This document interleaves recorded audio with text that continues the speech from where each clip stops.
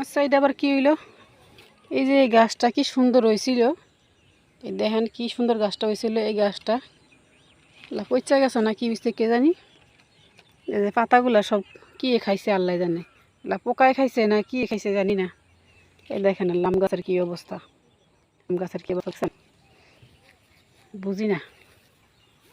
আর এই যে দেখেন এইটা আবার, এইটা হচ্ছে জাম্বুরা গাছ, এটা ভালোই বড় হয়েছে।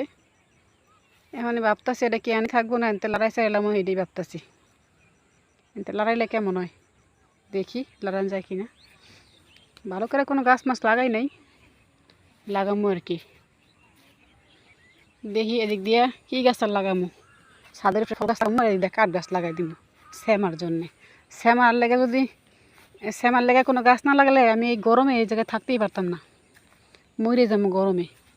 এই যে দেখেন কোনো গাছ গাছ আশেপাশে কোনো গাছটা নেই গা, গরমে আমি হাট ফিল করে হলাম। এই জন্যে গাছ লাগামো আগে, বুঝছেন। সবাই ভালো থাকবেন, সুস্থ থাকবেন। আবার দেখা হইব আবার নতুন কোনো ব্লগ দিয়ে। আল্লাহ হাফেজ।